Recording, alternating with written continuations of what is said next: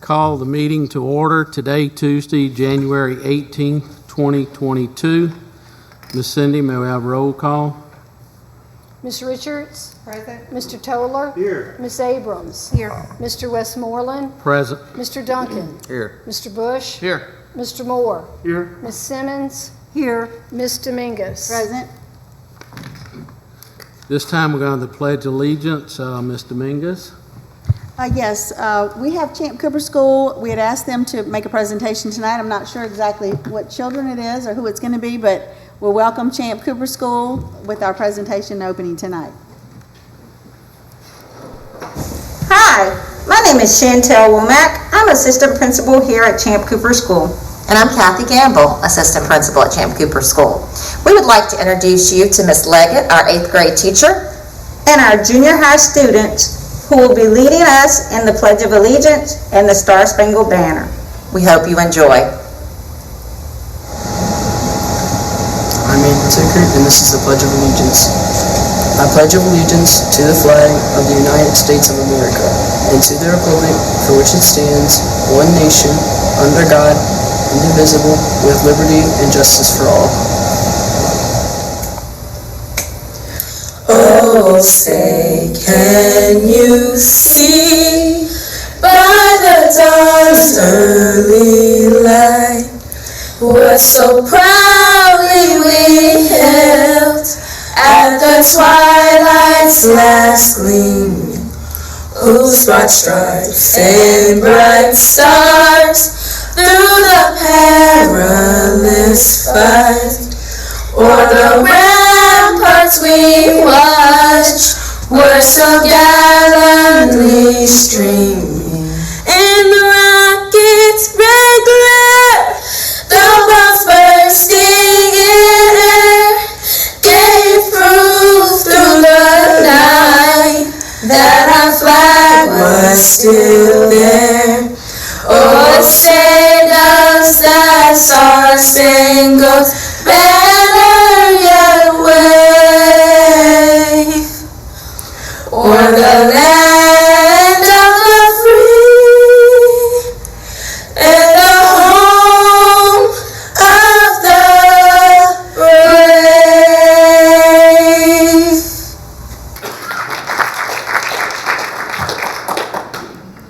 Thank you to Champ Cooper School for opening tonight, and thank you all for joining us. We appreciate you being here.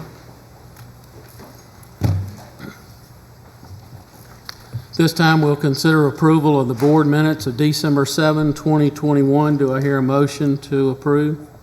I'll make a motion to accept. Motion by Ms. Dominguez. Second. Second by Ms. Robin. Any discussion? If there's no discussion, call for vote. Voting is open.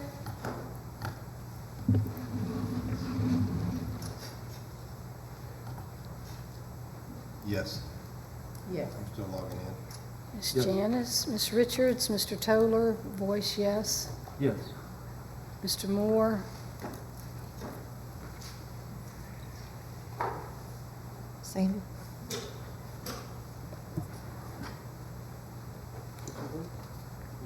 Yeah.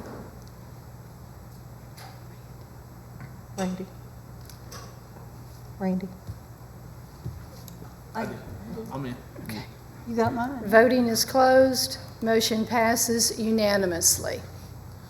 Moving to awards recognition, recognize the recipient of the Enos Jake Bailey Jr. Above and Beyond Award, Ms. Simmons.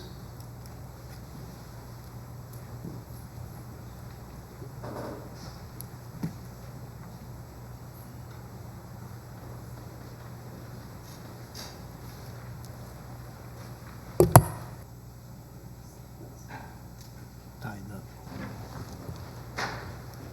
Need to sign this. I don't know. Was it signed?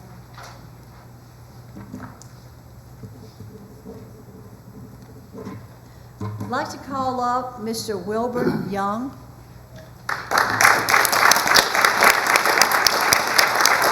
And also from Perrin, do we have a representative from Perrin here tonight that made the nomination? Miss Elsie.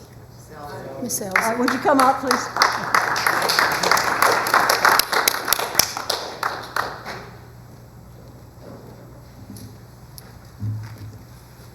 Mr. Young, we'd like to give you the certificate of recognition for being the recipient of the Enos F. Jake Bailey Jr. Above and Beyond Award.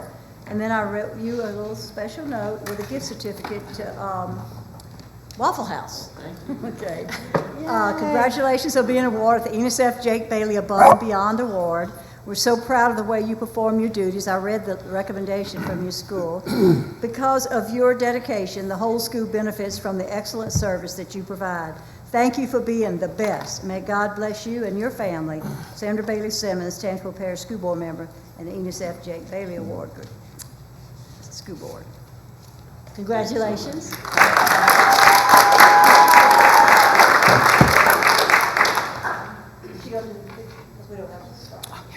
Yeah, I think we should have. Just miss it. And also, too, we wanted you to be sure to tell us that you were.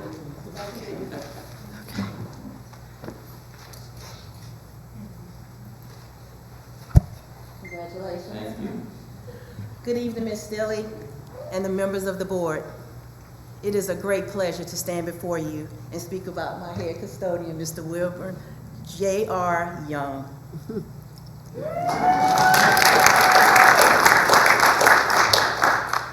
Mr. Young is the most committed and dedicated employee on my campus. As a new principal, I knew I had to surround myself with people who had the same vision, shared the same view of our school that I had. And I knew this team had to include our head custodian. And I was blessed to have Mr. Young join our team, as he has the same hopes that I do. From day one, he has worked hard to make sure our campus looks his very best. He displays a level of pride that is shown in everything that he does, from the moment he hits the campus, nonstop working to the end of the day. Because of his exceptional work ethic and professionalism, Perrin has never looked better. He is always seen giving his all from the moment he arrives to the time he leaves in the afternoon.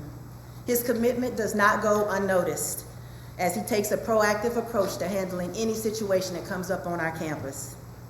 Perrin has been truly blessed to have such a head custodian who values his role on our campus and possesses the ability to lead others to take care of it. He understands the importance of his role, of what he does and what his team does, and how instrumental it is for the success of our students.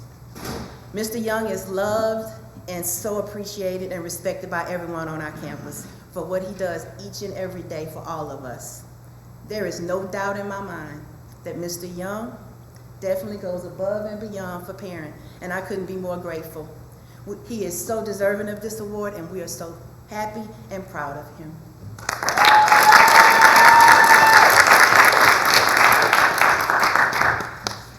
Before we take the picture, we'd like for you ladies to come out front and bring that sign.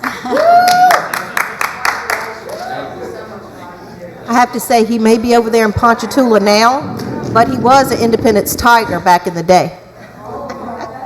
I said he might be in Ponchatoula now, but he was an Indy Tiger back in the day. We can all speak about that.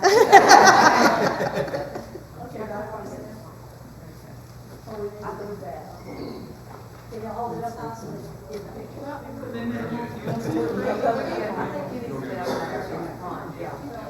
There we go. You get there. I'm gonna get over here.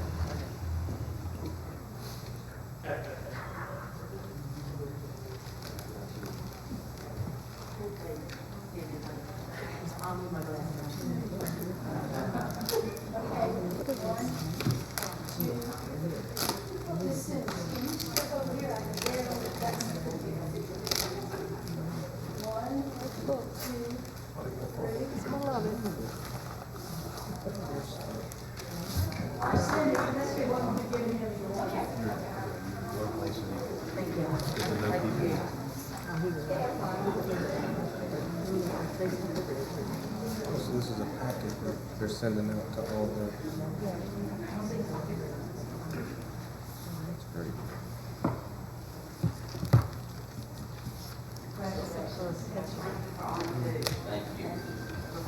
And we will recognize your family. We have would you stand up, the family and friends and school people.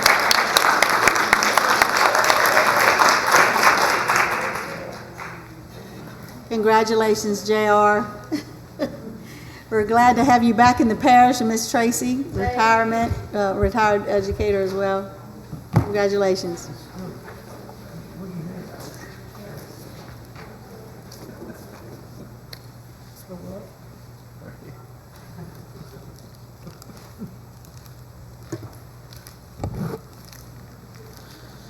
Moving on to B, recognize Ms. Delametria Story, Hammond Eastside Magnet School Assistant Principal, for her contribution in the development of resources for the Louisiana Department of Education.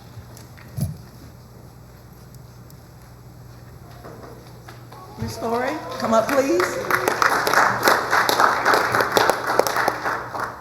She didn't hear you. Ms. Story, come up, please. Okay. I've known Ms. Story for quite some time. It is indeed a privilege to present this award to you. It reads as such: Dear Superintendent Steele and Mr. Kyles, Reason Accelerated Math Content Developers, this letter is to formally recognize Ms. Delametria Story, Assistant Principal in Hammond Eastside Magnet School, as a Louisiana teacher leader on the Accelerate Math team. Ms. Story was selected through a competitive process from a large pool of applicants to create resources that support Accelerate, Louisiana's pre-K through high school tutoring strategy. In addition to informing and supporting the work of this initiative, Accelerated Math teacher leaders, they receive specialized training by Louisiana Department of Education staff members throughout the year, develop a deep understanding of math best practices, network and collaborate with peer educators, and collaborate with department leadership. The success of this endeavor to provide Louisiana schools and systems with actionable resources to address unfinished math learning throughout timely support could not have been realized without the efforts and dedication of these teacher leaders. On behalf of the Louisiana Department of Education, it is with great pride and appreciation that we recognize Delametria Story for her continued contributions. We would love for you to join along in thanking and honoring her. Please share this with your community and network. Bree Rose, Director of Math, Science, and STEM, Louisiana Department of Education. I like to read two quotes I have, or two admissions I have from her leaders. The first is from Mr. Elsie, is where she spent most of her time as a teacher. He describes Ms. Story as dependable, dedicated, self-starter, supportive of all employees, thoughtful, extremely knowledgeable, and a kind and caring person. She now serves as assistant principal at Hammond Eastside, where Mr. Kyles is her supervisor. He says, while she has only been in position for about 5 weeks, she has jumped right in and really taken the lead in supporting the growth of both the teachers and students at Hammond Eastside Magnet School. She is a true team player and is all about supporting the children. We are so lucky to have her at Hammond Eastside Magnet School. Congratulations.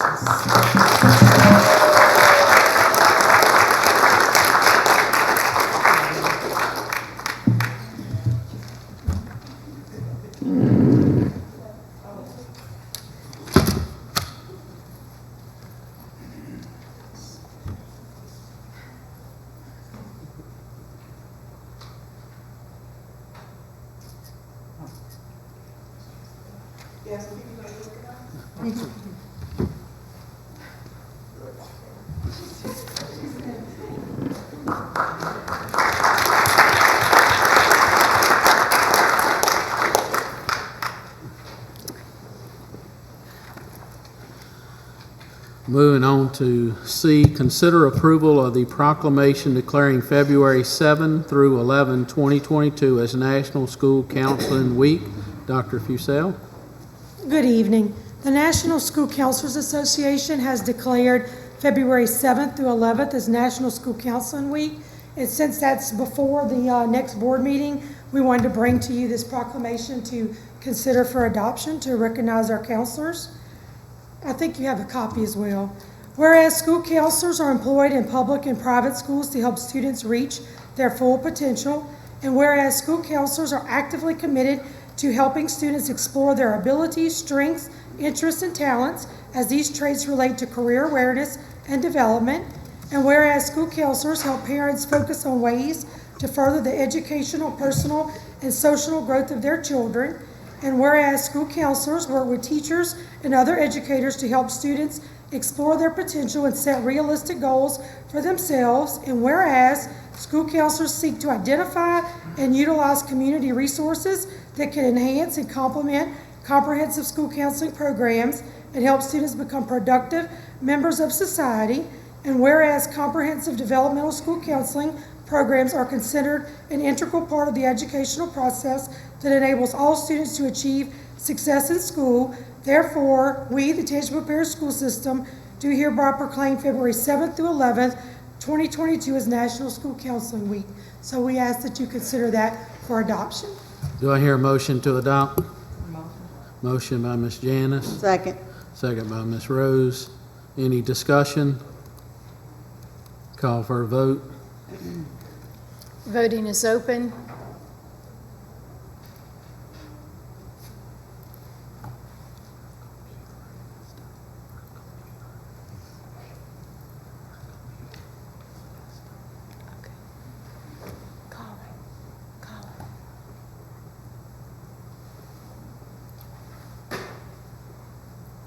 Voting is closed. Motion passes unanimously. And we will have kits of information to share with our schools so that they can promote and let our community know that this week is happening for our counselors. Thank you. Moving on to academic update. Update on early childhood, Ms. Brabham. Good afternoon. I'm here tonight to give you a little update on early childhood. I need a clicker. Last time I was here, it was the Proclamation for Devontae Smith Day, so every time I'm here, there's some kind of proclamation, so I must be special. But tonight, I just wanted to remind you a little bit of our purpose. And remember, we're talking about our network, which is Child Care, Head Start, Public School. Everybody birth to 5 years old. So we're here to ensure that children enter kindergarten ready to learn. That's our purpose. Our vision is paving the way for early learners, cradle to kindergarten. That's where I spend all my days. And our mission is teaching children to learn in quality birth to 5 classrooms, preparing them for independent, productive lives. Well, that's what we want to do. Here is why we do it. I found this data this week, and I thought it was really important to show you tonight. Because the LA4 program was started in 2001, and it's federally and grant funded, state and federally grant funded. And a study was conducted on the progress of those children who attended LA4 pre-K and how they fared out in high school. And they compared it to students who did not attend an LA4 pre-K program. And here were their findings. These students who attended pre-K consistently outperformed the other students on statewide education tests in most of those subjects. These students who attended LA4 pre-K earned a higher college admission on ACT scores and qualified for more top scholarship at higher rates. These students had a high school graduation rate of 88%, which was above the state average at that same time period. And they were 45% less likely to be placed in special education programs. So that was some pretty strong data to support why a pre-K program is essential. And I linked the full article at the bottom in case you want to read it later, but the full article is linked there. But I also found this additional data, and again, this full article is linked at the top. But this table caught my eye because we talk about foundations. We're building foundations. And if you don't have a good foundation, it's difficult to build your structure. Well, early childhood is pre-foundation. It's the forming of the foundation. You've got to form up your concrete before you pour it. You've got to make sure that it's the right consistency, and the weather better be right when you're pouring it. Well, that's what we are. We're the wiring. And if you look at this table, the wiring is before you pour that foundation to make sure it's strong. Because if you don't pour the foundation correctly, what happens to foundations if they're not done correctly? We want our foundations to be strong to bear the load of a lifelong learner. So that's why when you look at this table, the few things I wanted to point out: social development. The brain, the wiring for the brain for social development occurs between 0 and 48 months. The wiring for emotional intelligence, 0 and 48 months, and that's trust and impulse control. Their motor development is wired by 24 months. That's 2 years old. Their vision, same thing, 24 months old. Their thinking skills, cause and effect and problem solving, by 4 years old, their brains are wired. Now, we can enhance these skills, but we're forming that pre-foundation so that they can be enhanced and that large load can be built upon that foundation. And their language skills, which was really profound to me, by 2 years old, the wiring for their language skills is already developed. And there's research to support that 95% of brain development occurs by age 5. So that's why we're in this work to do the early childhood work from when children are born to when they're to 5 years old so they can be productive. So this is what we're doing about it. These are our goals for Ready Start Tangipahoa. Curriculum for every early childhood classroom, provide professional development for all teachers, public, early child care centers, Head Start, increase the number of seats. We want more children in these high quality education settings, provide resources for parents, and we added this past few months, decrease adverse child behaviors because there's lots of mental health for various reasons, and so we're addressing that as well. A few updates. We've hired a Ready Start specialist to help with this work. She's home right now. She welcomed her firstborn baby, so she is home with him right now, but she will return in February to continue her work. We've held 3 board of directors meetings, and if you will click that link, Miss Cindy, here are my board of directors. We have Miss Letha Cook. She retired from Head Start. Dr. Laura Drake, she's a pediatrician at the Strawberry Patch Pediatric Clinic in Ponchatoula. Judge Blair Edwards, Mr. Bill Joubert, he works with the Small Business Development Center through Southeastern. Sue Mathis is from Early Steps. Miss Tamara Mitchell, who is the Director of Women and Children's Services at North Oaks Medical Center. Miss Jessica Smith, who's the co-founder of Antoine Marketing and Design, and Mayor Bob Zabia, who's the mayor of Ponchatoula. So those are the people that have been instrumental in helping us set policy and approve budgets and things like that. I mean, you sit on the board, but you know what they do. We've held 6 advisory committee meetings. We hold those. We alternate between board meetings and advisory committee. We've had more advisory because they helped establish the board. So we had a few more of those. And we've expanded our social media and Ready Start websites. So specifically our goals, curriculum for every classroom. We have provided curriculum for every single early childhood classroom that's in our network. We're ordering for new classrooms now. So our next steps are to secure funding to continue that process. Our second goal, professional development for teachers. We have offered professional development for public school, child care, and Head Start in the areas of behavior management, curriculum implementation, class instructional practices, and TS Gold, which is an assessment piece. And we're also creating a coordinated online registration for child care centers. Typically, they have to email me if they want to attend one of my classes or the classes that we provide. But we're working with Antoine's to where they can sign up through our website. So they go and they will automatically be registered with their information. And we're also helping child care centers to advertise through our website because child care turnover is tremendous. So we're helping to collect information and send those applicants directly to child care centers. So our next steps are to continue to offer those things, but poll our centers and schools to see what professional development they need. Also to look at their performance data, both teacher and student data, to see where the areas of concern are so we can provide assistance in professional development. Our third goal, increasing the number of seats. You know, we've got to get more children in high quality places. When we started this work in 2014, we had 12 child care centers. Now we have 32. We have 56 public school classrooms, and we have 8 Head Start facilities. We have 77 students, public school, this is public school, on the waiting list for public school classrooms. 38 of those are over the income eligibility limits, and 39 are within the income eligibility limits. Therefore, we're adding a class at Woodland Park right now. Mr. Elsie's hired a teacher and a para, and we have Materials coming in every day. She's starting with her parent orientation meetings this week. So that's going to help a little bit. We've also placed 121 B3 children in child care centers. The state has a free program for families that qualify to put 3-year-olds, and you could do infants or toddlers in child care centers. And our goal is 125. That's what our funding request was, and we're at 121. So we feel like we will definitely meet that goal. So our next steps for that goal is to partner with early learning centers to expand capacity to serve more children. Because quite frankly, our schools don't have a lot of room to add a pre-K.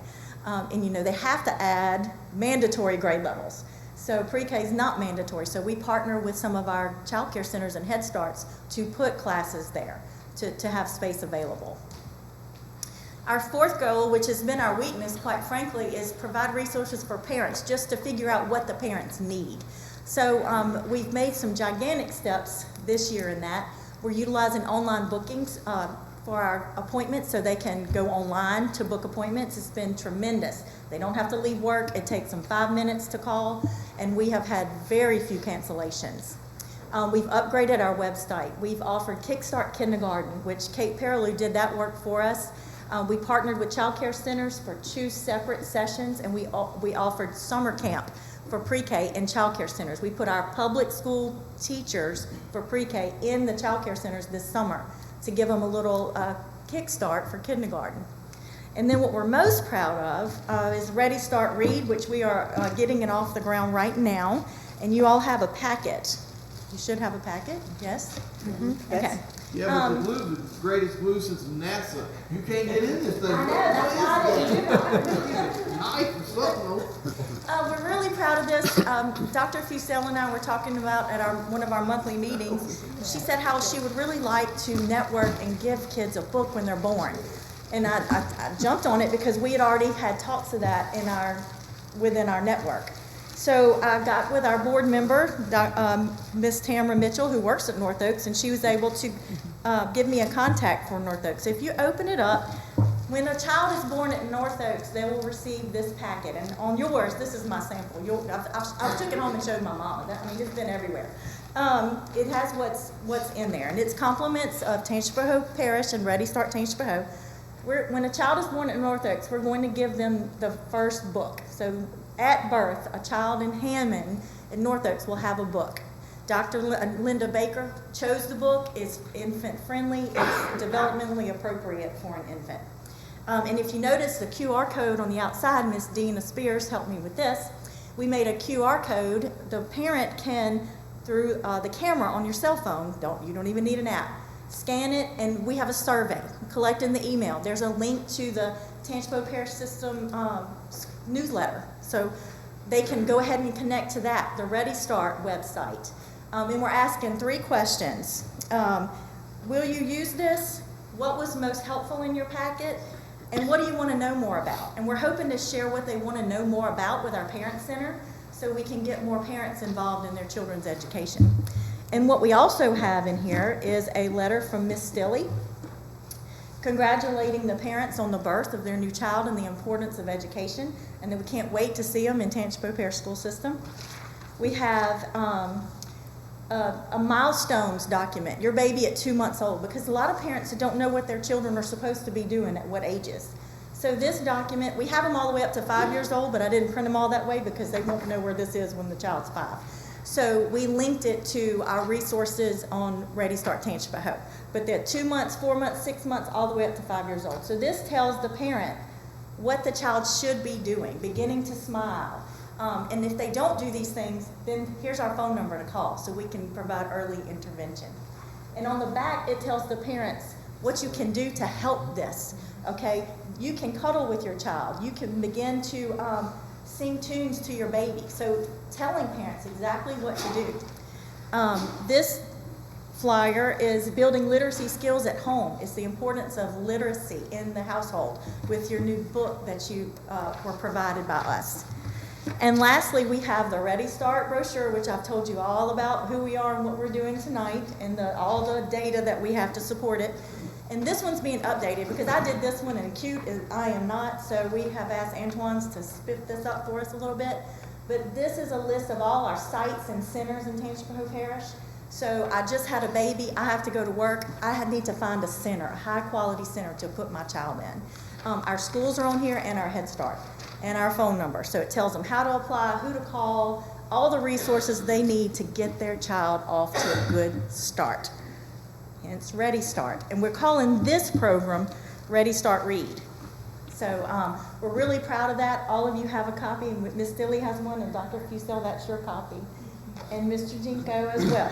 So share it with somebody you know that just had a baby. And our next steps for this is to bring them to North Oaks. We have not put them there yet because we've got to have an envelope stuffing party. So we're going to do that pretty soon and send those on to North Oaks. But we've got to secure the funding to continue that program. So we're doing that work through Ready Start. And our fifth goal was decrease adverse child behaviors. We've added an early childhood behavior interventionist. So we're excited to get that program going. She just started. And our next steps are to provide more training for teachers and to evaluate that program. And so in summary, I've told you who we are, what we do, what we want to do, and how we're going to do it. But this little video is a short little video that really sums up the work of early childhood and the reason behind it. So if you would click it, please.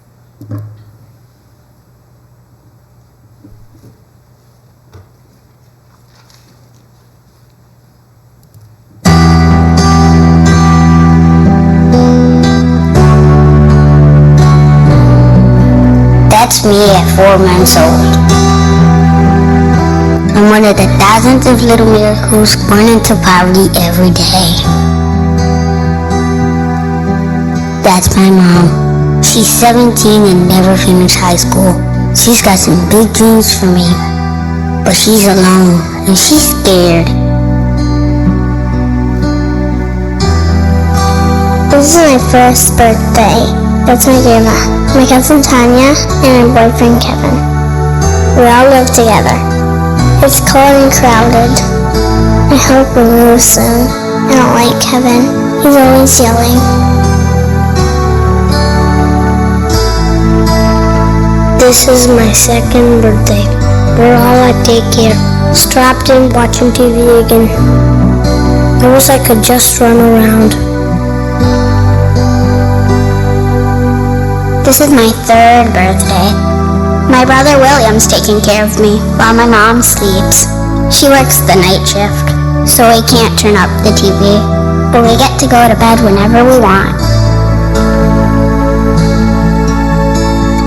This is my fourth birthday. We're sleeping at my aunt's this month. I don't know when my dad's coming home, but I'm hungry and I miss him. This is my fifth birthday. This is my first day of kindergarten. I'm tired. I'm hungry.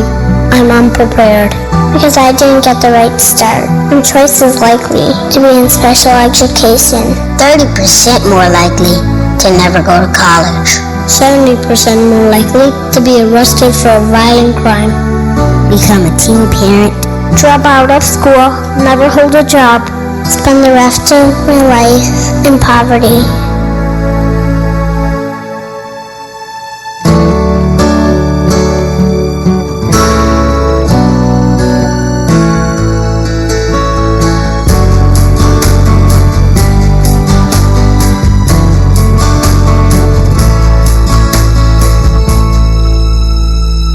My mom plays with me all the time. She smiles a lot now. And she knows she's not alone anymore. Grandma, Tanya, and Kevin read me a story every night before I go to bed. I go to my school every day, where I get to run and play and see all my new friends. Grandma and I go to preschool together. Today we learned about dinosaurs and played a counting game. Every morning, my dad and I brush our teeth and do breakfast together. We have our own place now, and I know we'll always be together. This is my first day of kindergarten. I'm rested, I'm eager, I'm confident, I'm curious, I'm prepared. I'm ready. I am your future. Change the first 5 years and you change everything. Anyone interested in investing? Okay, we use that in our Ready Start because it really does sum up the work that we do and why we do it. So I just wanted to share that with you, and if you have any questions, I'll be glad to answer them. Good job, thank you. Thank you. Excuse me, 1 minute. I don't have any questions for you, but that presentation was awesome. It's like you guys tapped right into my vision about the things we need to do for the children. So thank you. Thank you. Want to be on my board?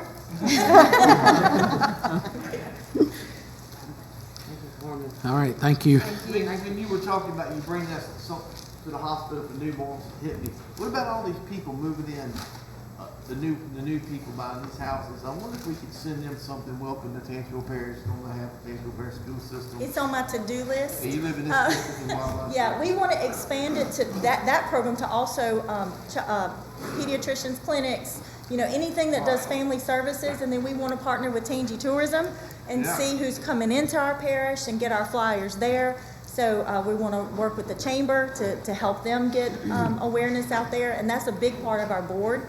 A big part of what they've done has helped us network and increase awareness of the importance of early childhood. Good idea, thank you. Thank you. Thank you, Carmen. Thank you. Thank you.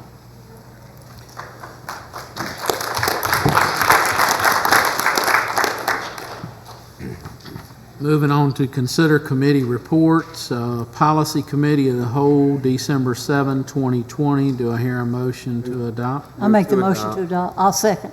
Motion by Mr. Duncan, second by Ms. Bailey Simmons. Any discussion? Call for a vote. Voting is open.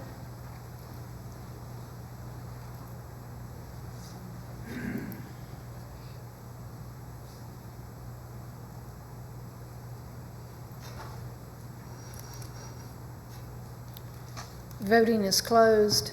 Motion passes unanimously. The Capital Outlay Committee of the Whole from January 13, 2020. Do I hear a motion? I'll make a motion to accept. Motion by Mr. Mingus. Second. Second by Ms. Richards. Any discussion? Call for a vote. Voting is open.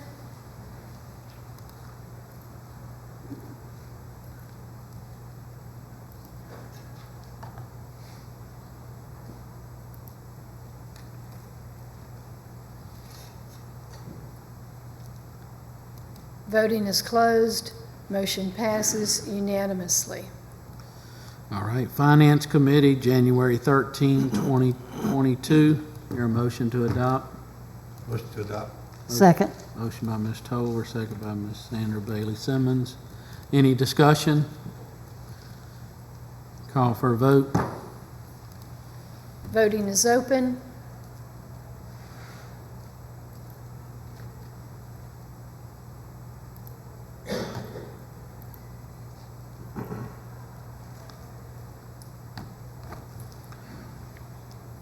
Voting is closed. Motion passes unanimously.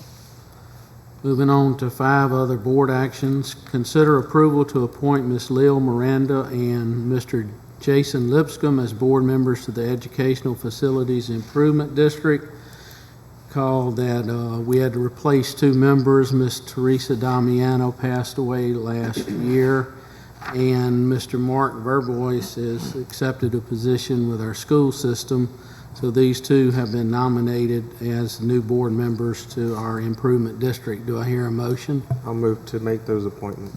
I'll second. Motion by Mr. Duncan, second by Ms.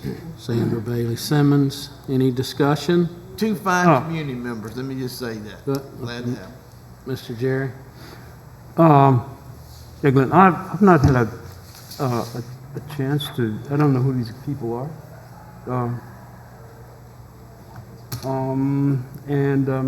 I think that I think I would like to see you know, You want to introduce them? reasons why.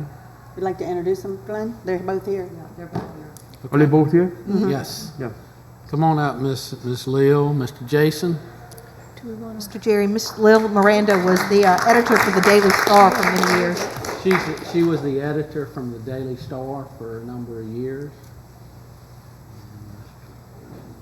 Mr. Jason is a realtor, local realtor in Hammond, Punchatoula, the whole parish I'm community. a licensed real estate broker here in Tangipahoa Parish. Been licensed for about 20 years. Commercial investor. Grew up here my whole life. Grew up in Manchac actually. Live on the west side of Punchatoula. Graduated Punchatoula High School. Have 3 kids that all went to Punchatoula as well. Went to Southeastern. So, any questions as far as real estate related?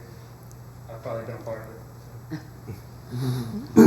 Yeah, one second. I didn't have any, I don't have any reservations about the credentials that you just gave. I'm sure that that apparently the members of the board know who you are, you know, which is to start off with a good recommendation. So basically, I would just like to ask you one question, you know, and that is what is your interest in being on this board? If I can help the youth or help the board in any way as far as moving forward, whether it's valuations or growth. I actually serve as well as the finance chair for Tangipahoa Parish Water District. I've been a part of them for about 7 years as a committee member there as well. Any improvements? Typically, we know, you know, you need water, right? So we know where the growth is, and we knew that the growth was coming on the east side. And if anywhere, I'm always, you know, I'm not always going to be the yes vote. Everybody knows that about me. I'm always the one that says, tell me more. You know, I always ask a bunch of questions. So what you get with me is somebody that's always going to ask questions. So. Okay. And that's why I'm here. Miss Rose called me, and we kind of discussed it. If you're looking always for a yes vote, I'm probably not that person. So. All right. Thank you. Well, Mr. Moore, I think we know each other, but I do recognize you. I do recognize you now. Yes, ma'am. I'm retired now, and I will do anything I can to help the Tangipahoa Parish School Board. That's it's close to my heart. And in my retirement, I have kind of said this in jest, but not really. My goal is to exercise and get my legs strong enough so that I can become a school bus driver. I know y'all need that too. So I will do anything I can for you guys. Thank and you. It might not be a yes vote all the time either, but I'll do what I think is right. And that's what we need. I Thank see. y'all both Thank for you. coming Thank up. you, Ms. Lil. Miss Lil, you can drive the bus just like you are. We could use you in the morning. You might need that cane too. That's maybe all we need on that bus. Any other discussion? Questions? If not, let's call for a vote. Voting is open.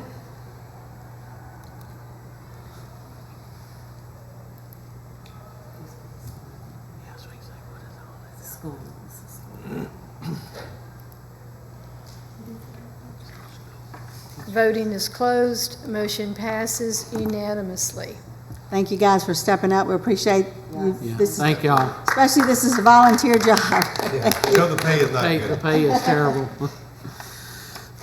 Consider approval to extend COVID leave for eligible employees. That was the board approved on August 17, 2021 for the first semester, to extend it to the second semester of 21-22 school year. We have a public input from Dr. Kathleen Willis. I think that's protocol. That's COVID protocol. So you want to do that at the end? I think that's just protocol, yeah. Okay, well, we'll do that at the end then. I'd like to make a motion to accept the recommendation to extend this leave for our employees.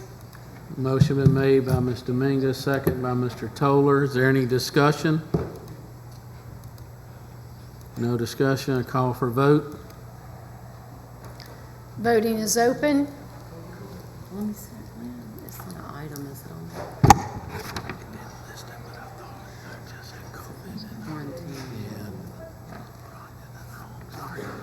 Sorry.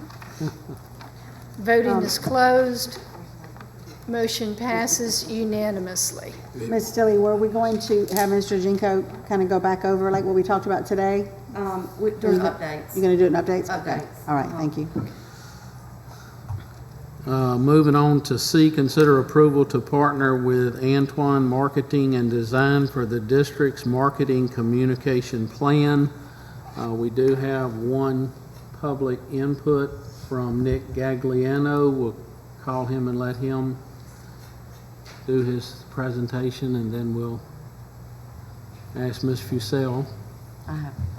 You're going to do it? I'm going to make some comments. Okay, all right. Thank you, Mr. President, board members. I appreciate the opportunity to address the board.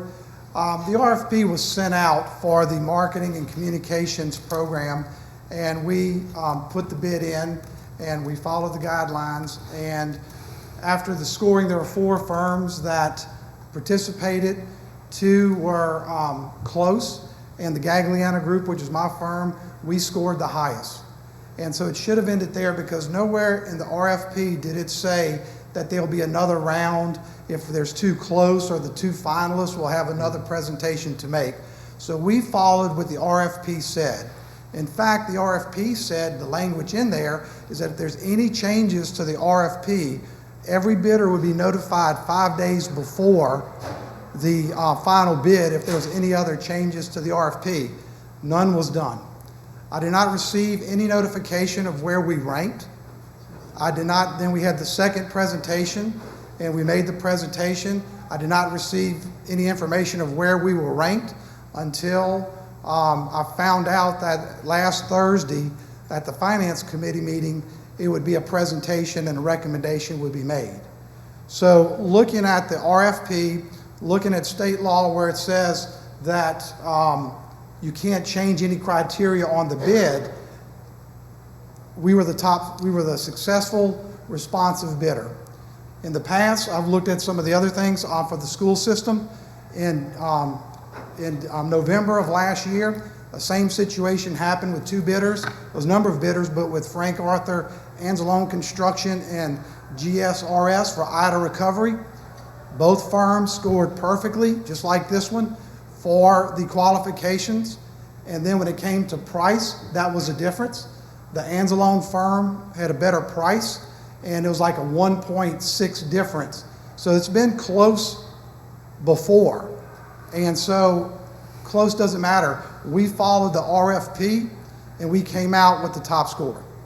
And so that's just, I felt like we followed the rules, and that's the way it should be set up. So I just want to call your attention to it. I appreciate your time, but that's what we did. So the RFP, we followed it, we met the criteria, and we were the top scorer when it came out after the first round. Okay, thank you. All right, I think the superintendent has some comments at this time. Yes, I do. Thank you.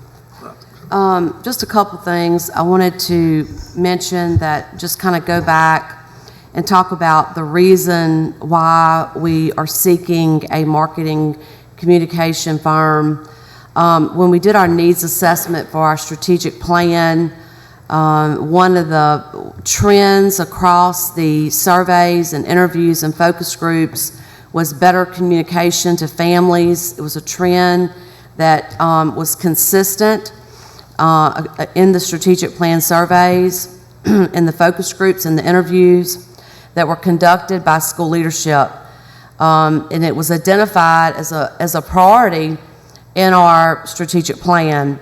It's actually priority number 3, and then it also is supportive of priority number 4.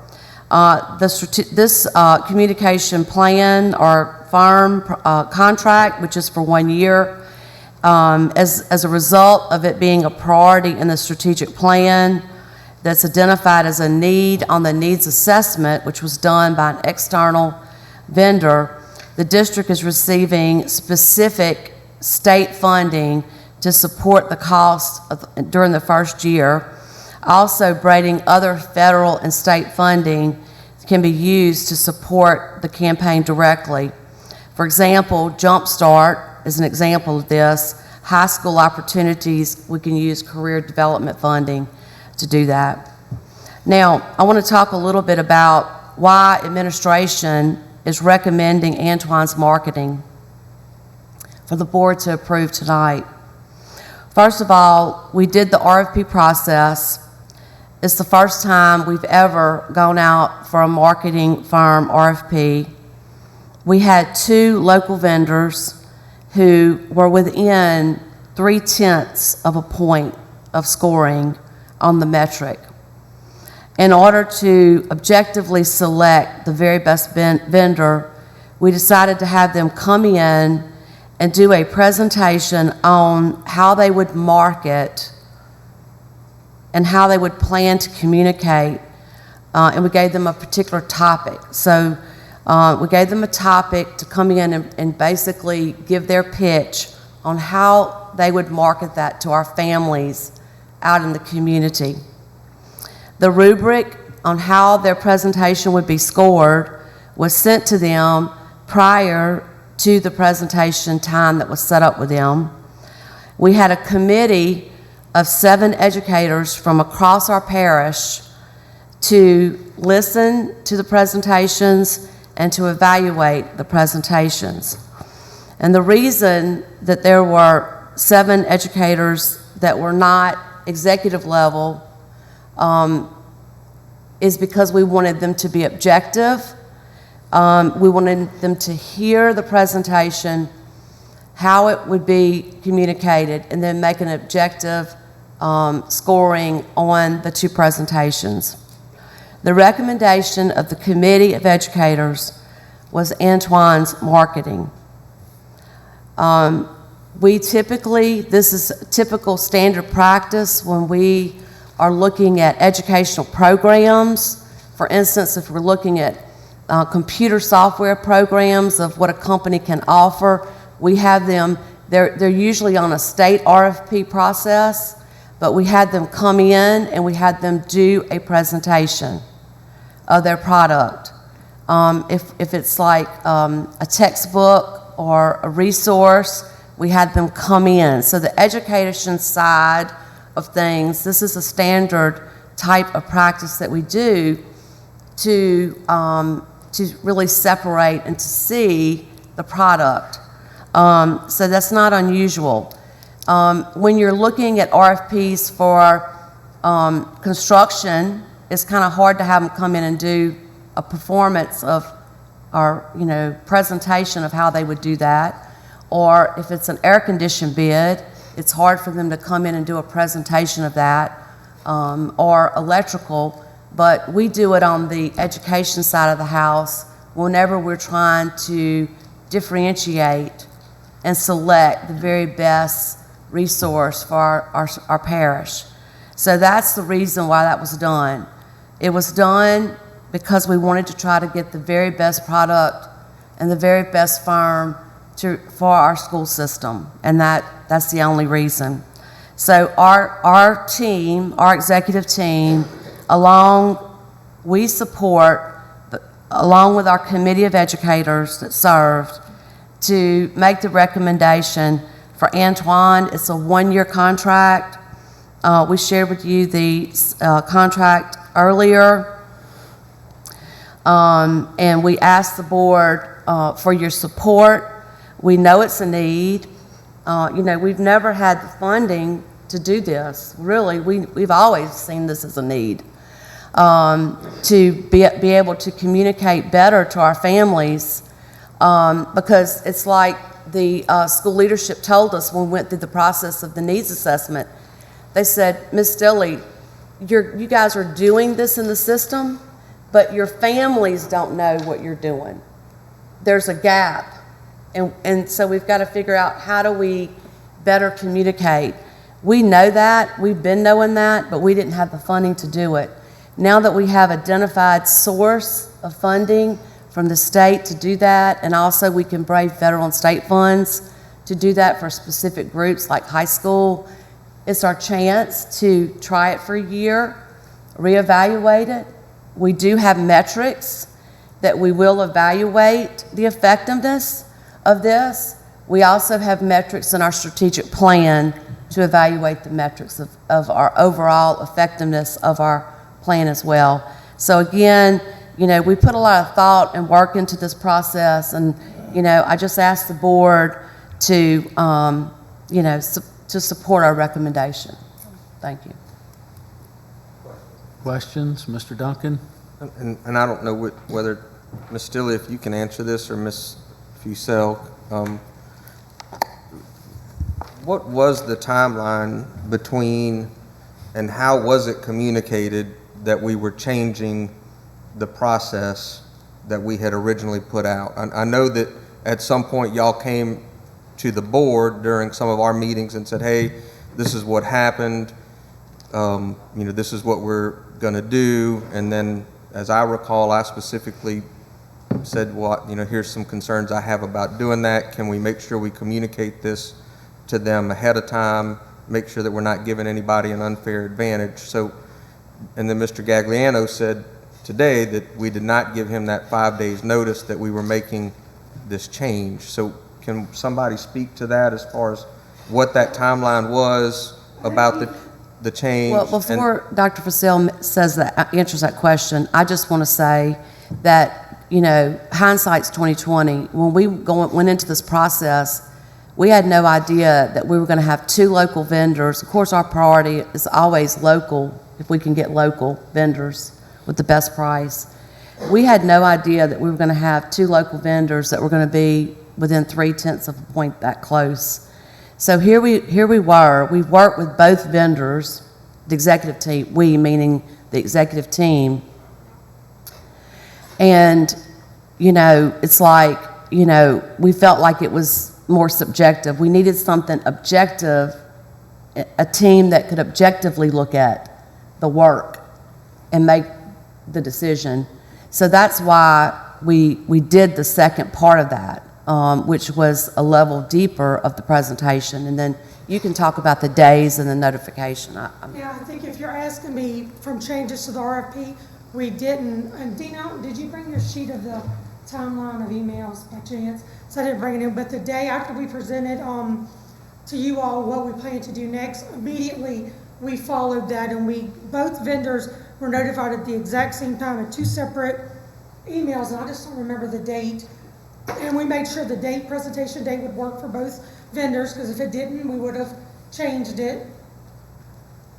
Let me see. And did December either 20th, they notice went to firms on the presentation dates and times. And did either vendor voice any concern about doing a presentation? Did you get any? None that no emails that were shared with me. So how much time did they, because that was the specific thing, remember, that we talked about, was how much time would they have between being notified that we're having this second phase and then being expected to present what we're asking them to present? Not notified just that we're having this second phase, but what we wanted them to present, what the rubric was going to be, and then they actually did their presentation. The presentations were on... Y'all gave them a 5-day notice, didn't you? Mm-hmm. Yeah, they had 5 days to prepare, is what I remember Dr. Fussell telling me. Yeah, we made sure the date worked for them, and then they both got the task and the rubric at the same time and had the same amount of days to prepare. Yeah. And it was 5 days between the task and when they were presenting? So they both confirmed on December 9th that they were okay with the presentation date. And the presentation date was December 21st? At the top it said,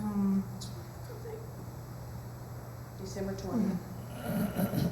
So the email was on December 9th, you said? December 9th, the presentation was on the 20th. When was the RFP due, the first go round? I didn't bring it. You have a copy of that. I think it was November 1st. Yeah, I'm pretty sure it was November 1st.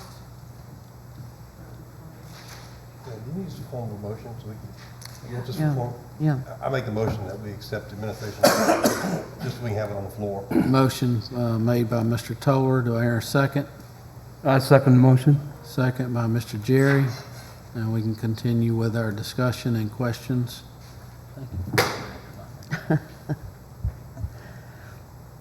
I have a couple Ms. of Rose? comments. I had spoken in depth with Ms. Stilley about it, and I was concerned also that we added, you know, a second phase of this competition, but I would say competition or application process. I appreciate both of them working hard to get it done. We've never done this marketing before. This is my starting of my 16th year, and for 16 years I've been saying we need a marketing firm to, as you want to say, toot our own horn, because nobody else does it for you. So I'm 100% behind that. I've said it over and over. We need to do this. We need to do a marketing, because we do so much that people have no idea how much we do and how much we've accomplished in the last years. But I am concerned about the way it did fall out. I was concerned about the money. I'm happy that it's a grant and it's fully funded, and that because it is an opportunity for us. And I am happy that if we do a contract, it would only be for the amount of time that the funding is available. And I asked her if we do the contract for that amount of time and then reevaluate, and she assured me that they would do that. I do hate that the way it fell out. I'm just not sure that I'm comfortable with that, but I'm comfortable with getting a marketing firm. I'm not sure. I still haven't decided. I don't know if there's anything else to say, but I just feel like we really need a marketing firm. We need to move forward, and we need to proceed. I would be happy accepting, I guess, a year and then reevaluate, and then putting out another RFP with more specific details of what we actually intend to do next time to correct, you know, the error that we may have done tonight. One thing I'd like to say in all of this, both of these firms, we all know, and they do a great job. It's, in my opinion, it's not the board's decision we're not marketers. We don't know how to market things. We don't know what the Tangipahoa Parish school system needs. And if our administration is saying this is the company that they think that they can work with, then I feel like that's how we should vote. But on the flip side of that, I have to agree with Ms. Dominguez. I really feel like it should have been told to them up front that there was going to be a second phase. And I wish that the judges or whoever y'all had from the first phase would have moved on with the 7 judges y'all picked from the second phase to kind of coordinate together to come up with something. I think it was handled a little bit differently than we normally handle the RFP, but in the big scheme of things, if this is who our administration says they feel like they can work with for a year, that's who we need to go ahead and let them work with for a year, because they're the ones ultimately that have to work with this company, not us. So, you know, that's just my opinion on it. I hate it for either way who would have not gotten the job, because they're both great companies. And I wish it would have fallen a little bit differently, but we just need to think about that the next time we have some kind of competition like this. It needs to be stated up front if they're going to have to move into a second phase. I'd like to ask our council whether it was lawful the way that it was done to change that. I haven't looked at this particular situation. So in general, if you go out for an RFP, you got to go by the rules you set in RFP. So Right. That's one consideration and concern that I do have. I haven't studied this particular incident. Having said that, though, this is a professional contract, and you have more latitude than giving a public works contract, which requires you to take the low bid. So without studying it more, I can't give you a 100% opinion that you couldn't be possibly sued about it if the losing bidder sued you. But Right. I'd like to know that. yeah. Well, Mr. President, I think that answers our question. I mean, if our attorney says he doesn't know, I think we ought to let him tell us, because, you know, this has never happened to me since I've been a board member, that the finance committee had something and did not come back with a recommendation. They tabled it and brought it in front of the whole board, and here we are trying to decide, and you're telling us you don't know what happened. And I heard Mr. Dagnello speak. I really do not know him that well. I don't know Antoine at all. So I'm confused about this whole entire situation. Yeah, I just can't give you any guarantee. It may be totally fine. I just haven't studied it. Yes, sir. You had something, Janice, you wanted to say? Okay, all right. Well, I was just gonna say, you know, I'm not an attorney, so I'm in over my head when I say this, but from what I know about RFPs, this is a request for a proposal. It's not a request for a bid. It just seems to me like you're actually seeking information from a professional service, whatever that service may be. And that request for proposal may go out 2 or 3 times for the same job that you're trying to accomplish, from where I see it. So, you know, I understand that the process may change, but it changes because it's a proposal and you may want more information, is the way I see it. But once again, I'm not an attorney, but I know that the process that we put in place was to determine what best suited our needs for the administration. And in my opinion, the administration makes a decision on this, and unless there's something that is willfully wrong, then obviously I'm going to support the administration's choice. Question. Yes, ma'am. So what happens after the year, Ms. Stilley, after the year's up? Well, we would evaluate the effectiveness of it after the year. We would determine if we wanted to continue with our marketing company, period. With that particular one or with any company? With any of them, yeah. Brett, did you have anything to add? You have a lot of experience with the RFP process. This is an RFP for services. It's not a contract where it's required to get low bid. The phase 1 part of this RFP process, the difference in the 2 scores of the 2 local was solely on price. Price was not the recommendation, it's not the deciding factor when it comes to our service. And the administration's recommendation after phase 1 would have been Antoine's. And the decision of the executive staff was to do the phase 2 to give both local vendors an opportunity to provide more information for the decision. Did you say that The recommendation would have been? the Gagliano was less? Or Their more? price was less. On a Right. monthly basis, I think theirs was a little over 19.7. The other was a little over 21. So And what about the score? Who was 3/10 Right. higher? the score was based on, a factor of the score was price. So the lower price gave the Gagliano group the lower score because they had the lower price. Okay. But since it's a service agreement or service RFP, we're not required by law to go with the low price. So, but, I'm sorry, Janice, did you? Yeah, you can go ahead. But Brett, the issue is not whether we would have been required to go with them because of price. Totally agree with you there. Yes, sir. I understand. And that's not the concern. The concern, I think, comes from the fact that we changed the rules of the game while the game was already in play. We said that we were going to do it one way, but then we changed it afterwards. And look, I don't think there were any sinister motivations for doing that. I get it, and it was explained to us as a board in the process. The concern I have is that I have a tremendous amount of respect for both of these companies, both of these people, and I think that that's why the second phase was even thought of. I think that the people in the administration have a lot,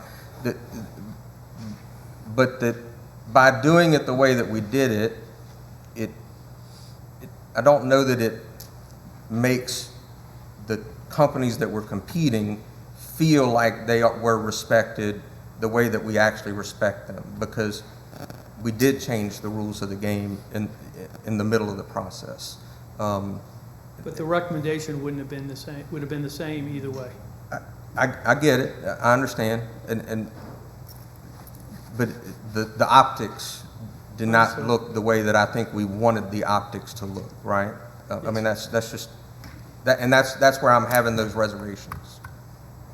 So, it's not about, you're saying that, okay, that with the RFP, which company was the highest score? The higher score in the phase 1 of the RFP was the Gagliano group. Was the Gagliano, And the okay. difference was because their price was less. It gave them more Gotcha. points for price. But because it's a service agreement, price is not the deciding factor. The administration was recommending or planning to recommend Antoine's after the first phase because of our work with Antoine's today and the past work they've done with it, especially in our half-cent sales tax and how that was so successful. It was discussion at the executive meeting that we do a phase 2 to give both local vendors an opportunity to show what they can do. Okay. And that's what we did, and that's where the second recommendation came, or the second phase, and the recommendation from the 7 administrators. So, Okay, but that clarifies. But either way it goes, we will still be able to use in other areas. Sure. Okay. Mr. Jerry? Okay. In the type of business that I'm in, where bids are made, my customers have an opportunity to speak with me to see what my level of experience is. They have a chance to look at some of the work I've done, to compare it to what it is that they want to have done. Whether I gain their confidence or not basically determines whether or not, I get the bid, because, sometimes my money bid is higher, sometimes it's lower. From what I've seen from the 2 presentations, I believe that the company that put the most effort into convincing us that they would give us the best product, it has raised the administration's recommendation to a higher level of convincing me. I'm more convinced by the presentation that I was able to see. Now, this doesn't say that both companies cannot produce something on that level. I'm just looking at what was presented. And so just going by what was placed before me, I'm more impressed with the selection that the administration has made. I don't know either company. So my observation is going to be based off what I see. So I think that the administration made the better choice. All right, thank you, Mr. Moore. Any other discussion? Well, I'd just like to make one more comment, and Mr. Moore, I appreciate that, and I'm sure they're great companies. I don't think that's the question here. I think the question in my mind is what Mr. Duncan keeps bringing up, the process that got us here. Mr. Sonneback keeps mentioning phase 1. Well, did they know this was phase 1 when they did it, the first one, and that they knew there was a phase 2 coming? Because you label it phase 1 now, and you said you were going to recommend Antoine, but you didn't. So, and I'm sure they're great, and I don't think that's a question here. Is it how the process happened? And the finance committee kicked it to us, and I'm like, that's a weird situation to be in. That's all I have to say. I think what Mr. Schneiderbach is saying is that what he said earlier was that when we finished the RFP process, there was 0.3 of a points difference between the 2 vendors. The executive team, we would have selected Antoine's right at that process right then.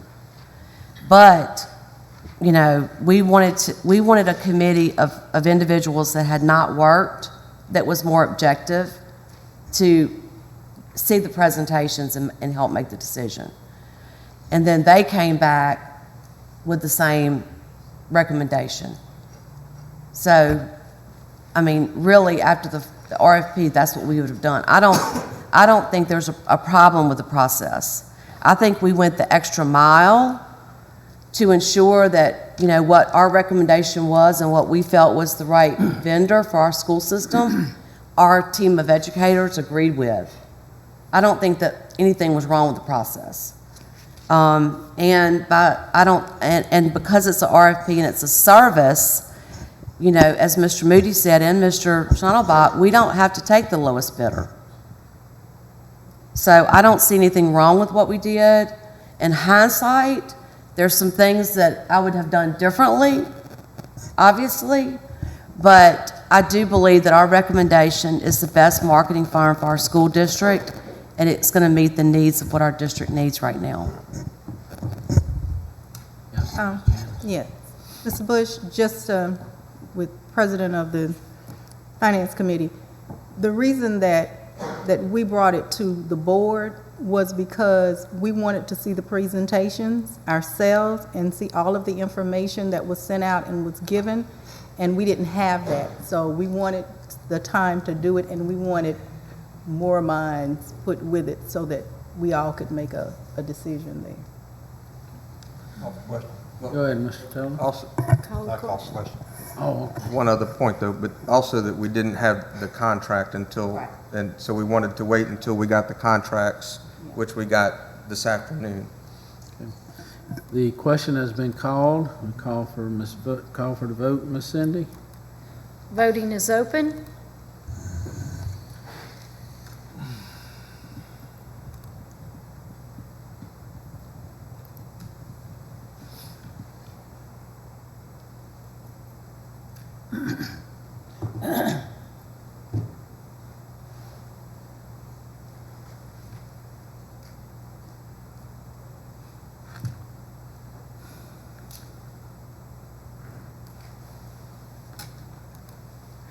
Voting is closed. Motion passes 6-3. Thank you. All right, moving on to 6, Superintendent's report and our recommendations. Consider approval of the proclamation declaring January 2022 as School Board Recognition Month. Ms. Stilley? Yes, in order to save my voice, Mr. Jenko has been gracious enough to agree to read this for me.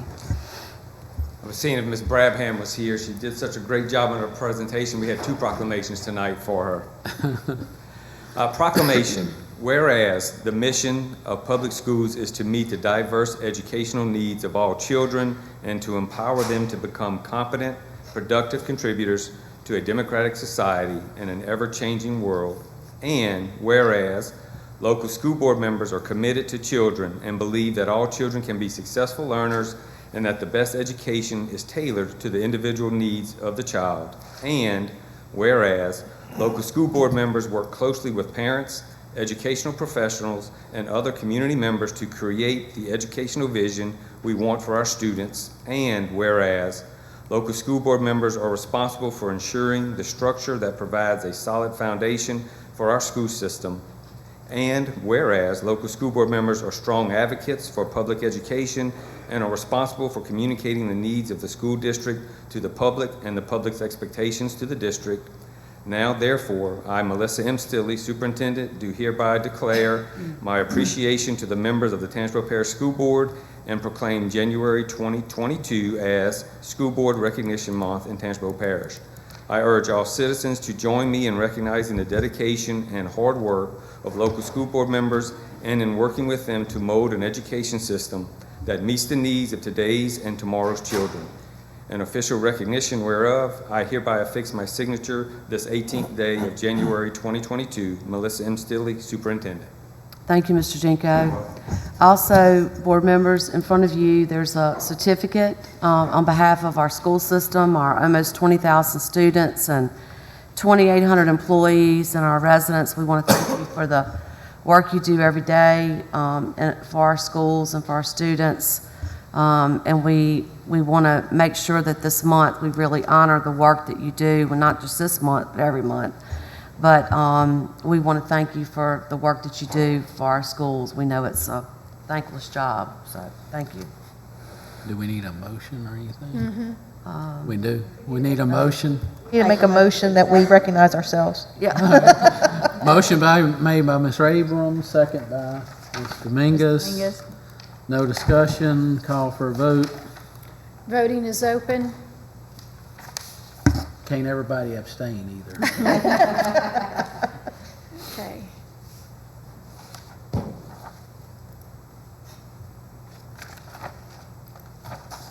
Actually, a few years ago, the governor made a proclamation, and we have the actual plaque hanging in the school board office that January is School Board Recognition Month. So I appreciate Ms. Stilley recognizing us on the local level for sure.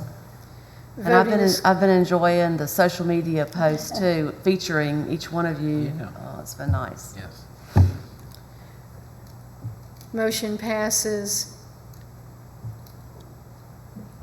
with 8 yeas and Mr. Bush not being present. Okay. All right, moving on to B, 2022 Crew of Champions Parade. Ms. Yes, Kelly? in front of you, you have the Crew of Champions Parade. You know, last year we were not able to have the parade. We're planning to have it this year on February the 5th. It will start at the Regions Bank here in Amite and proceed east on Highway 16. It will end on Myrtle Street, and the bands and the groups will stop at around about the Boston restaurant to do their little performances. So we want to encourage the public and everyone to come out and let's celebrate our champions. We have great football teams, basketball teams, student of the years, teacher of the years. We have all kinds of champions in our system that we want to recognize. And we met with our the different the Amite police, and they're planning and coordinating with other departments in the parish for assistance and getting ready for the parade on the 5th. So we're looking forward to that. We're praying for great weather, so everyone comes out to join us that day. Thank you. All right. You have any updates? I do. Mr. Jenko is we're gonna show the one slide that we have, which is the chart that we're using. It's our go-to chart on the COVID exposure. It's kind of 3 general areas. I want to thank Dina Spears for putting this together. This is in alignment to the Department of Education guidance that they published on the 31st, which is, of course, an alignment to the Department of Health and Hospital and CDC. But Mr. Jenko is going to talk about it a little bit. He may have a few points to talk about, and we wanted to just do that tonight publicly. Thank you, Ms. Stilley. Good evening, Board. Before I do anything, I would be remiss if I did not thank, on behalf of administration and the board, our over 2,800 employees and everything that they do each and every day, whether it is the bus drivers giving students masks, whether it is our custodians, our school food service workers that clean, our nurses, our teachers, our administrators that do the contact tracing, our maintenance individuals that bring the disinfectants and so forth and so on, our paras that assist. It is just a team effort of rowing the boat to try to fight this monster that we're fighting right now. So I just want to thank everyone for everything that they do each and every day in the school system to try to ensure the safety of our students and our community. So with that being said, as Ms. Stilley mentioned, we have our go-to guide right here, where if an individual is positive, he or she will test for quarantine for 5 days. They will come back hopefully on day 6 symptom-free. They may return, and then they would wear the mask for their remaining 5 days, checking symptoms and so forth and so on. What are the symptoms? And it is the feeling bad, the throwing up, the diarrhea, so forth and so on. We just ask, when you wake up in the morning, if you're not feeling yourself and you've had these symptoms, and we ask that you just stay home to try to help us to stop the spread of this COVID variant. I've been exposed to someone who has COVID-19. Do I quarantine? Do I not quarantine? If I'm a student, if I'm an employee, am I vaccinated? Am I not vaccinated? We kind of have the guidelines for you right there.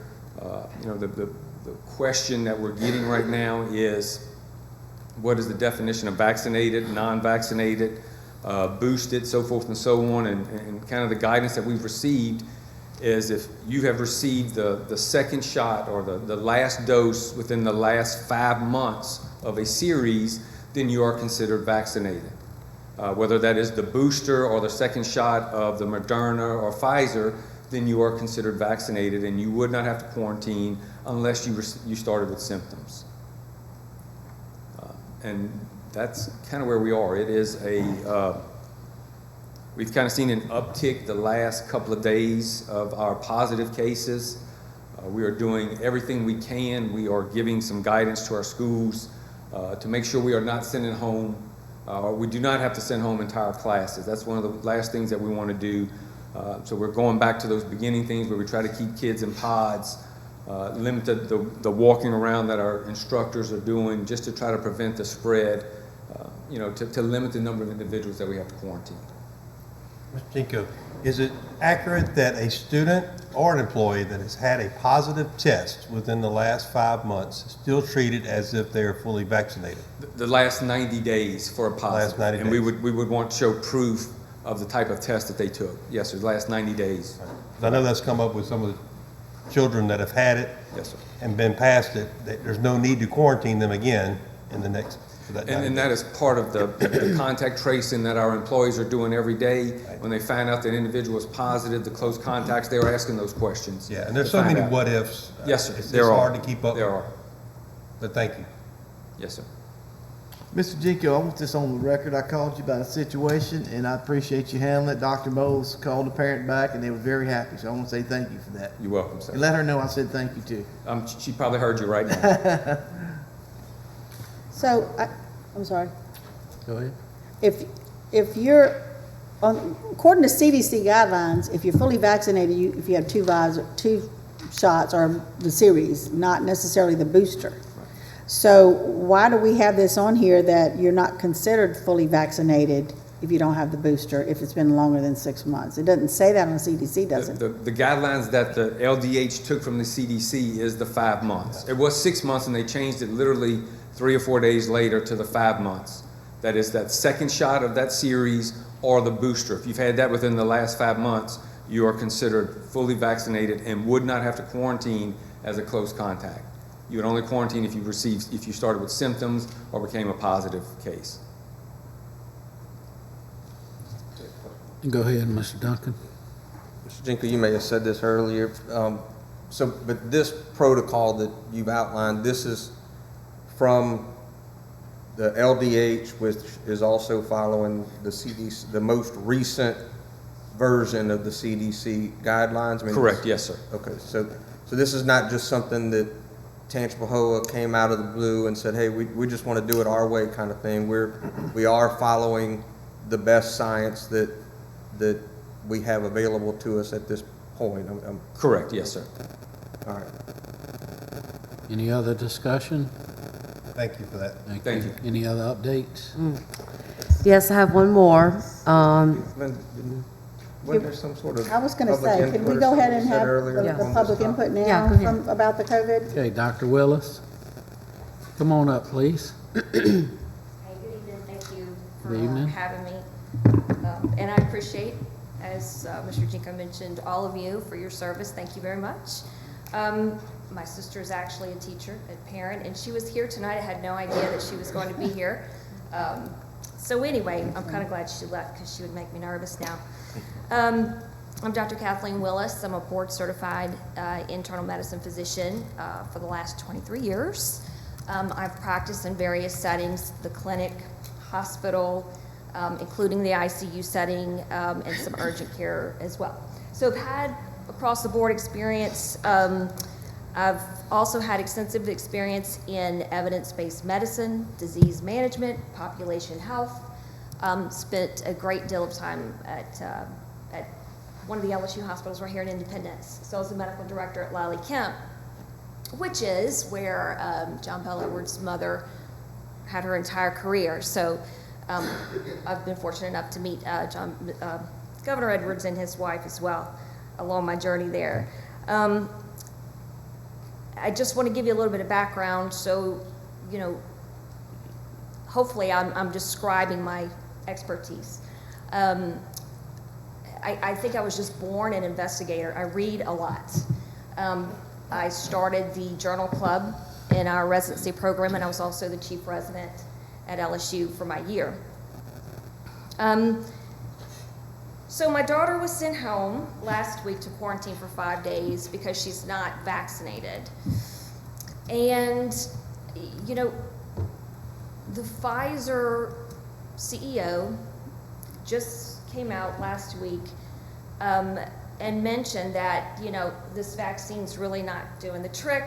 The efficacy rate is about 33% at this point. So understand that a medicine, any sort of therapeutic, we would not be implementing a medicine with a 33% efficacy rate right now.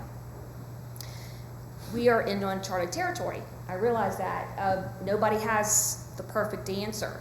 Oh gosh, is that my timer? Yes. Oh God, I better hurry. All right, let me get to it. But anyway, so just let me mention that, 33%.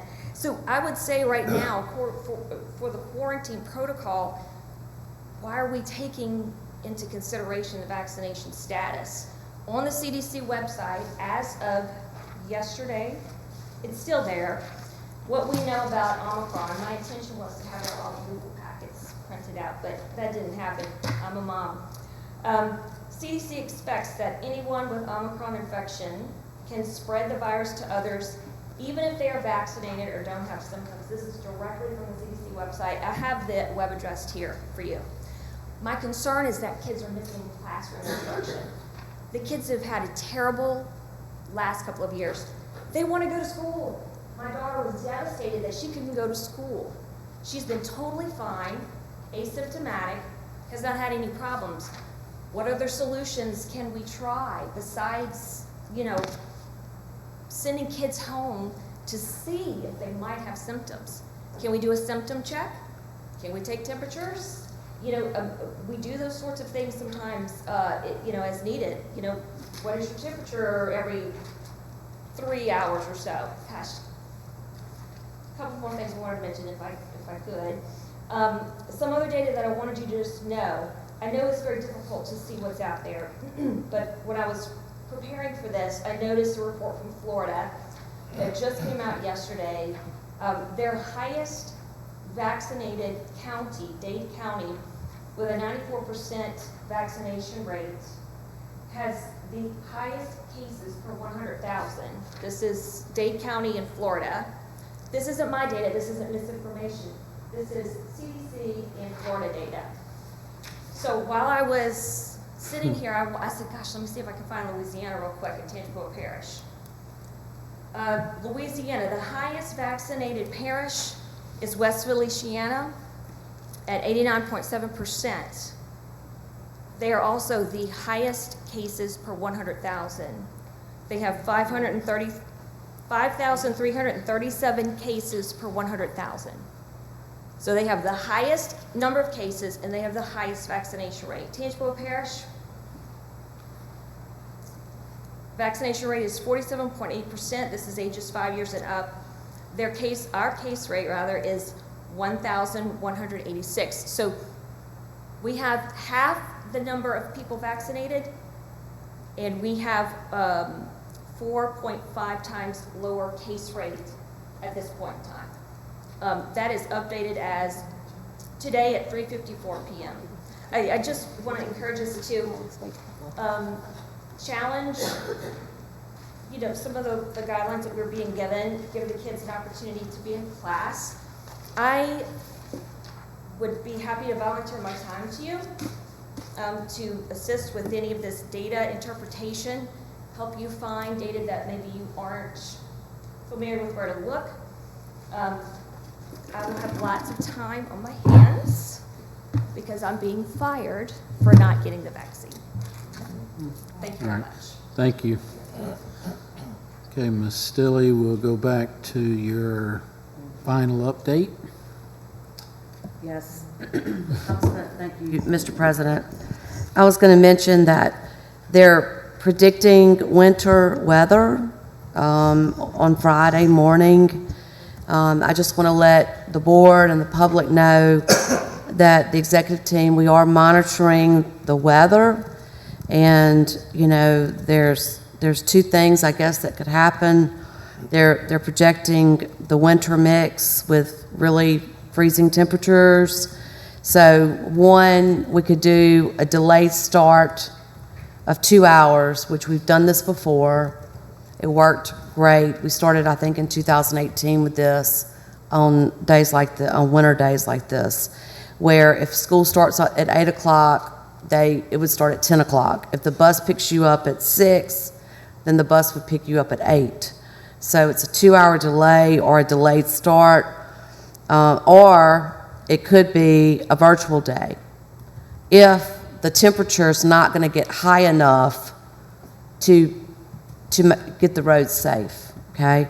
Now, I know there's people out there that really hate it when we do a virtual day, but there is a reason why we do a virtual day over just a day off.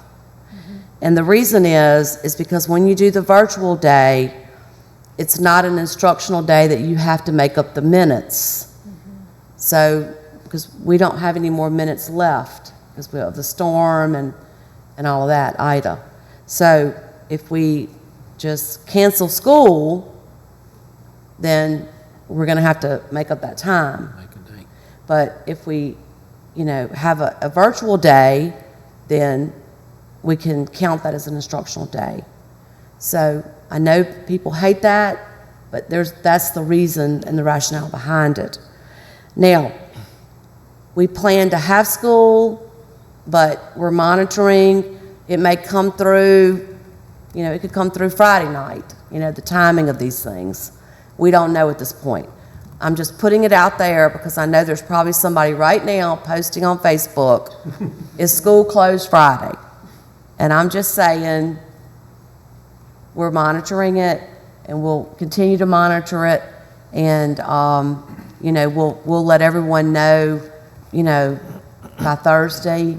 Thursday, we should have a good indication of the timing, and so everyone has advance notice. I just wanted to mention that. So basically, parents need to make plans that we may not have school on Friday, so go ahead and get your babysitters or whoever lined up. Yeah, so like if the temperature is not going to warm up enough by, say, 11 o'clock, there's no sense in busing kids to school at noon. So potentially would be the best idea to have a virtual day. If the temperature is going to warm up by 9, then we can do the 2-hour delay. So that's going to be the decision maker here. Just wanted to advise everyone. Thank you. At this time, we'll move to board member comments. We'll start with Mr. Moore. All right.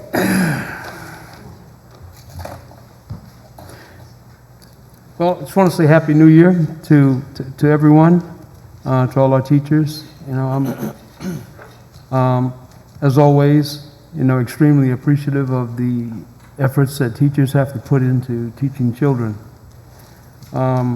Just having to deal with one is monstrous sometimes. But overall, he's a great kid. I love him. And so that pretty much sets the standard there. But I would just like to encourage, our administrators and principals and teachers and all the other employees, let's consider the reasons why we're here, the children.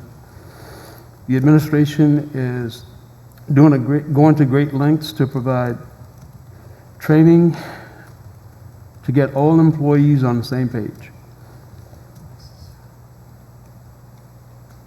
All of our children have some kind of social, emotional issue. There's not one child that I've ever known who's not struggling with something. I only ask that every employee treat every student the way you would want your child treated. Honey is more effective than vinegar, and love is more effective than contempt. Thank you. Mr. Mangus? Yes, I'll just welcome everybody to a Happy New Year. We're starting out, this is my 16th year. I have enjoyed immensely serving on this board, and I am also running again. I will say that now. I'm also running for the president-elect of Louisiana State School Board Association next month. So prayers that that'll be successful and I can continue to lead and help our state as well as our own parish. And I appreciate all the hard work. Miss Lisa, I hear you're doing great things. We're really happy to have you as our assistant superintendent. And looking forward to the rest of this year with our team, Ms. Dilly. Thank you. Mr. Toller? Just real quick, I didn't say this earlier, and I should have, but it's good that we have competition. It's good that we have people wanting to do business with Tangipahoa Parish School System. And I think we would have won with either one of those marketing programs. So I know sometimes it gets painful, but regardless, I think, the intentions were well. I also appreciate Dr. Willis and her passion for this, and I appreciate her ability or being willing to help us, because this is, we're navigating once again through waters that we seem like we keep going through over and over again. And like I said in Ken's interview last week, we need students in the classroom. And I think we all have reached that decision. Virtual is a good what if, but it doesn't replace children in the classroom. So thank y'all. Thank you, Ms. Richard. Happy New Year. It's good to be back. What I'd like to say first is that I love the packet. I love the packet. Ms. Brabham, that's a great job. I have a new grandbaby coming on the 29th. However, it's going to be born in Texas, and this is going to be their first gift. So we'll take it over there to them. So thank you. I really like the packet. Also, I just want to say thank you to all of those for the recognition of school board members. This is my first term, and it has been a great learning experience, and just calling everybody and depending on everybody, it's really been on-the-job training.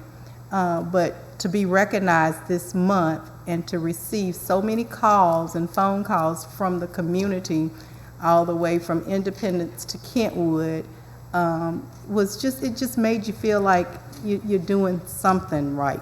We don't get it all right all the time, but it was just a good feeling to have the phone call. So I just want to say thank you for that. And I just cannot, Miss Sandra, I don't know if you're going to remember it, so I have to say it. Devontae Smith, he ended in a good season, especially breaking another record of being the rookie with the most receiving yards. So we just want to say again, Devontae, we're behind you, and we're very, very proud. Thank you. All right, Ms. Abrams? Yes, Happy New Year to everyone. Thanks so much for the appreciation that we have received. The Facebook posts have been wonderful that the school board's been doing for us. We appreciate that so much. And I, too, have a grandbaby that's going to be born any day now. So she or he, because we don't know what it's going to be, is going to get this little book as well. So this was a great, great packet. I just think that was wonderful. And looking forward to our last year in our first term. So it's going to be a great year, I do believe, if we could just get past this COVID and everything that's going on. Dr. Willis, I appreciate what you're saying. My husband is a director of ICU at North Oaks, and I appreciate everything that you are doing. I am the type of person that believes in the vaccinations, but I don't believe people should be forced to get vaccinated. Thank you. Mr. Duncan? Thank you, Dr. Willis, for your presentation.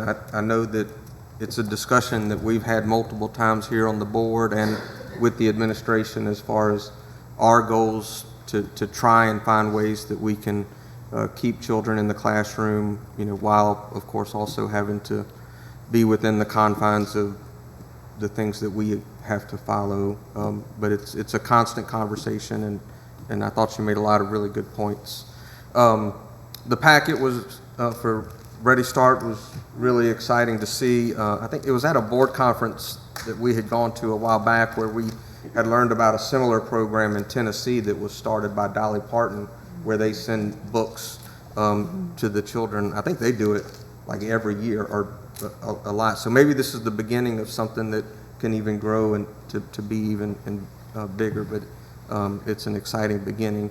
And then at my desk today, there was also this book that I haven't heard anybody tell me where it came from yet. I'm assuming somebody's going to tell us, but I'm looking forward to reading it. It's called The Coffee Bean a simple lesson to create positive change. You know, if you stay on this board long enough, which I think I have stayed on this board long enough, you know, staying positive and moving towards positive change can sometimes be a challenge. So I'm looking forward to reading the book, but I hope somebody tells me where it came from. We also got A little tag. Coffee bean. a coffee bean. It's from the administration. Oh, it says, oh, enjoy from Melissa. I'm looking at it now. It's from Thank the you. administration team. Well, very good. Thank you. I'm looking forward to it. Thank you, Mr. Brett. Ms. Sandra? I want to thank you so much, Ms. Stilley, for heading up this proclamation for recognizing school board members. I've been on the board over 20 years. I don't think this has ever happened. If it has, my memory has just cut me short. Huh? Past due. That's right. So that, it's wonderful to be recognized. And this is the kind of book I like, motivational type books. And thank you so much for that also. And the packet, I'm going to be a great grandparent in May, so this is where this was going. It's a boy, and the mother happens to be teaching at Hammond High as the music director there, and so that's what's going to happen to mine.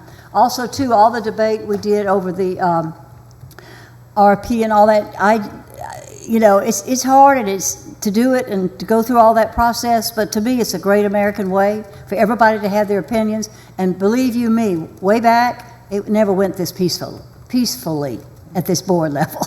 And so it's good that we recognize and respect each other's opinions without getting really disgruntled with them and to just move on to the next thing. And I appreciate all the different comments and that we have that freedom to do that here. I thought I had something else, but I can't remember what it was, so I think that's it. Thank you. All right, Mr. Bush? Thank you, sir. Leo, congratulations. I know you retired. How many years did you do this? Almost 40. 40. Congratulations on that. We get so many complaints about COVID, vaccinated. My phone rings, text, emails. They say, we come to the board meeting. Doctor, thank you. You're at the board meeting. I've heard 1,000 people coming to the board meeting, but no one's never here, but you are. You got to talk about Devontae. I know Janice mentioned it. He is the leading rookie receiver in Philadelphia Eagles history. That's not even what's important. I was at the Amite High School state championship football game. Congratulations, Amite. I don't know if we had a meeting since they won. Ponchatoula was close. Okay. By the way, Coach Hank went back to Shaw, where he came from. Congratulations, Coach Hank. But Zephaniah Powell at Amite High School, congratulations. But let me tell you, District 8. District 8. Let me just say this real quick about Devontae Smith. There was an Amite player that got hurt, and I happened to be going live in my Facebook group watching the game. They brought the player to the injury tent, okay? As the game got down to the end, he came out of the injury tent, Devontae Smith, with the guy on his back. He piggybacked him to the bench so this guy could celebrate with his teammates. And I'm going, this is incredible. And then after the game, I got the chance to interview him and Devontae Lee from LSU and the Grambling State quarterback. Is slipping my mind. I'm sorry, he's going to kill me. But those three young men are all Amite High School graduates. And to watch Devontae Smith piggyback that guy back to the field was, to me, just tells me what kind of young man he is. Absolutely. But I got two more can't leave. Mr. Duncan, where did Pete Golden graduate from high school from? Hammond High. Hammond High School. You might not know, Pete Golden is the defensive coordinator for the University of Alabama. Yeah. It's big time. He will be a head coach very soon. Mr. Moore, hold on, I've got to ask you this question, I'm going to get it right. Where did Josh Brooks graduate from high school from? Hammond High. The athletic. Josh Brooks is the athletic director for the University of Georgia. Congratulations on the national championship, Mr. Josh Brooks. And he's from Hammond, and he's also the youngest athletic director in all of the top 5 power conferences in the NCAA. So we had Devontae Smith, Pete Golden, Josh Brooks. And where did Miss Crow graduate from, Mr. Tolar? From Sumner. Sumner. She came in 16th, I think, in the Miss USA contest. And that's all happened since we had a board meeting. So you can, and I'm going to leave it, I love it, you can be anything you want to be and a graduate from a public school from Tangipahoa Parish. Thank you, sir. Ms. Silly, you have any comments you'd like to make? No. All right. Just like to wish everybody a happy new year, and we definitely appreciate the administration's tribute to the school board. This is, like Ms. Janice, this is our first term, 4th year, and looking forward to good things happening this year. Mr. Moody? Mr. Westmore, Mr. President, I should say, I'm going to do my bit to restrict the spread of COVID by suggesting that tonight's case can be put off, and we don't all have to cluster back there, especially given the late hour, so. Okay. Anyway, congratulations. I second that. Thank you, Mr. Moody. If there's nothing further to be brought before the meeting, we will call it adjourned.